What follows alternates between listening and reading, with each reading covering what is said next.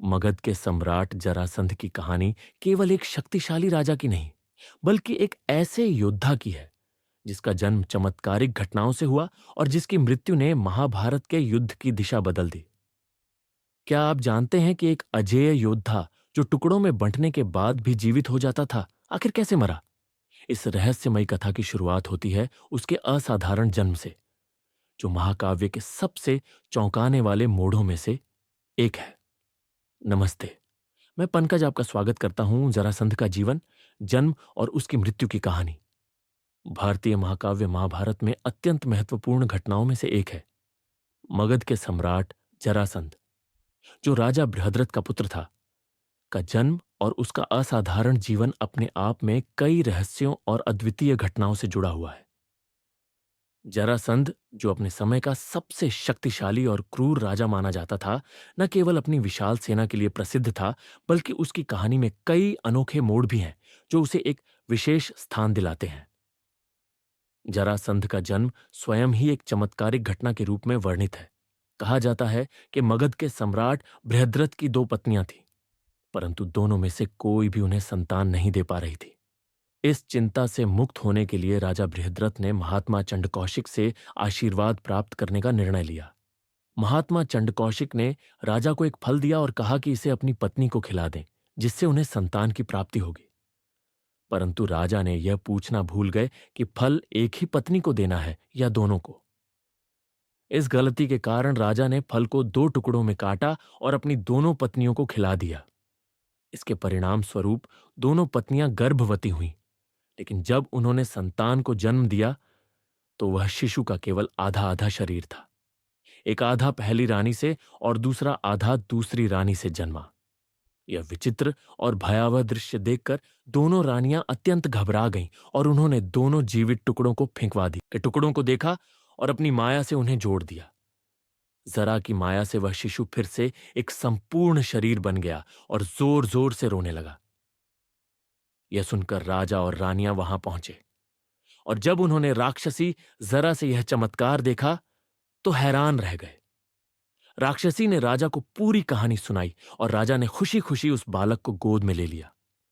जरा के नाम पर ही उस बालक का नाम जरासंध रखा गया। जरासंध की शारीरिक संरचना और उसके जन्म से जुड़े इस अद्भुत घटनाक्रम के कारण उसमें एक अद्वितीय शक्ति थी। वह युद्ध में कभी मरता नहीं था, यहां तक कि अगर उसका शरीर दो टुकड़ों में भी विभाजित हो जाता था तो वह टुकड़े फिर से जुड़कर उसे जीवित कर देते थे। यह गुण उसे युद्ध में अजेय बनाता था। जरासंध का नाम मात्र ही उसके प्रतिद्वंद्वियों के मन में डर उत्पन्न कर देता था। वह न केवल एक शक्तिशाली योद्धा था, बल्कि एक कुशल राजा भी था, जिसने काशी, कौशल, चेदी, मालवा, विदेह, अंग, वंग, कलिंग, पांड्य, सौबिर, मद्र, कश्मीर और गांधार जैसे कई राज्यों को अपने अधीन कर लिया था।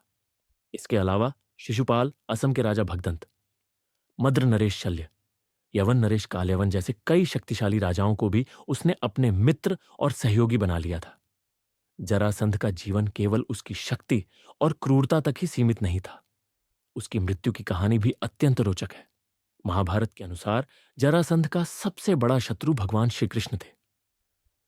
जरासंध ने कृष्ण के मामा कंस के साथ संबंध स्थापित किए थे, क्योंकि कंस ने जरासंध की दो पुत्रियों अस्थि और प्राप्ति से विवाह किया था।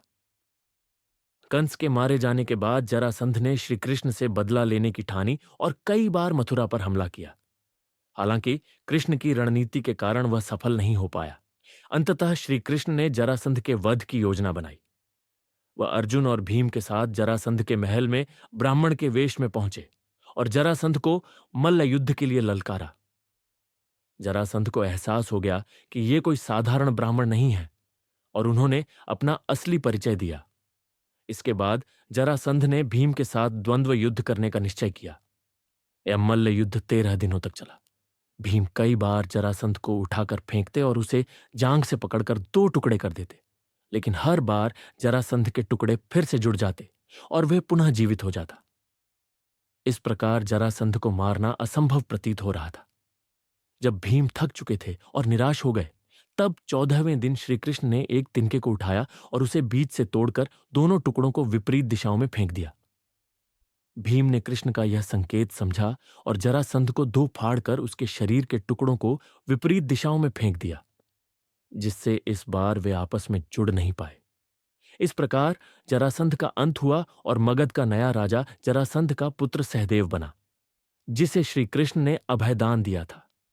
इस प्रकार जरासंध का जीवन और उसकी मृत्यु दोनों ही महाभारत की कहानी में एक महत्वपूर्ण मोड़ प्रदान करते हैं। उसकी शक्ति और उसके जन्म से जुड़े चमत्कार उसे भारतीय पौराणिक कथाओं के महान योद्धाओं में से एक बनाते हैं। ये कहानी आप सभी को कैसी लगी? हमें आपके विचार जानकर खुशी होगी। प्लीज हमें फीडबैक दें।